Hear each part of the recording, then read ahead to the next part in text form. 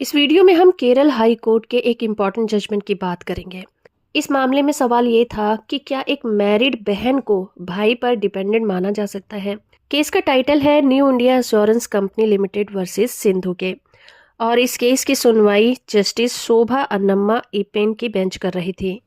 Kerala high court ने motor vehicle act 1988 के तहत मुआवजे से जुड़े एक मुकदमे का फैसला सुनाया, जो अपने आप में बहुत ज़्यादा इम्पोर्टेंस रखता है, क्योंकि कोर्ट ने इस केस में फैसला सुनाया कि मरने वाले की बहन को डिपेंडेंट माना जा सकता है और वो मुआवजा पाने की हकदार होती है। क्योंकि कोर्ट ने इस मामले में अपना फैसला सुनाते हुए कहा कि मरने वाले की मैरिड बहन को उसका आश्रित नहीं माना जा सकता, यानी कि वो उस पर डिपेंडेंट नहीं मानी जा सकती। लेकिन अगर मरने वाले का कोई लीगल एयर ना हो, एकमात्र उसकी मैरिड बहन ही हो, तो वो लूज ऑफ एस्टेट के लिए मुआवजा पाने की हकदार होगी। इस केस में बीमा कंपनी ने ट्रिब्यूनल के मुआवजे के आदेश को हाई कोर्ट में चुनौती दी थी। मामले की बात करें तो ये मामला सड़क दुर्घटना से जुड़ा हुआ है, जिसमें एक व्यक्ति की मौत हो जाती है। मरने वाले की करीबी रिश्तेदार में सिर्फ उसकी एक मैरिड बहन थी, जिसने अपने भाई की मौत के बाद मुआवजे का दावा किया था। उसने दावा किया कि वो मरने वाले की आश्रित थी और उसे उचित मुआवजा मिलना चाहिए। एमएसीटी ने उसी के पक्ष में फैसला सुनाया और बीमा कंपनी को मुआवजा देने का आदेश दिया।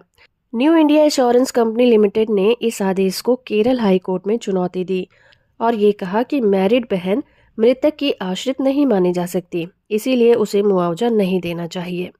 लेकिन हाई कोर्ट में जस्टिस शोभा अन्नप्पा इमेन की बेंच ने कहा, मृतक की विवाहित बहन को डिपेंडेंट नहीं माना जा सकता, लेकिन वो मरने वाले की इकलौती लीगल एयर थी, इसीलिए उसे लूज ऑफ एस्टेट यानी कि संपत्ति के नुकसान के लिए मुआवजा पाने का हकदार माना जाएगा।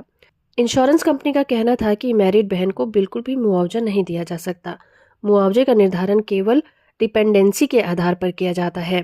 लेकिन कोर्ट ने कहा कि मुआवजे का निर्धारण केवल डिपेंडेंसी के आधार पर नहीं किया जाता, बल्कि प्रॉपर्टी के नुकसान के आधार पर भी किया जाता है। कोर्ट ने इसी आधार पर ट्रिब्यूनल के आदेश को अमेंड करके बहन को मुआवजा देने के लिए कहा। और अब बीमा कंपनियां ये दावा नहीं कर सकती कि बहनों को मुआवजा नहीं मिल सकता।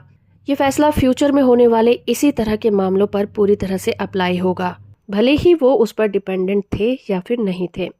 तो हो फ्रेंड कि ये वीडियो आपको इन्फॉर्मेटिव लगा होगा। वीडियो को लाइक और चैनल को सब्सक्राइब करना बिल्कुल मत भूलिएगा।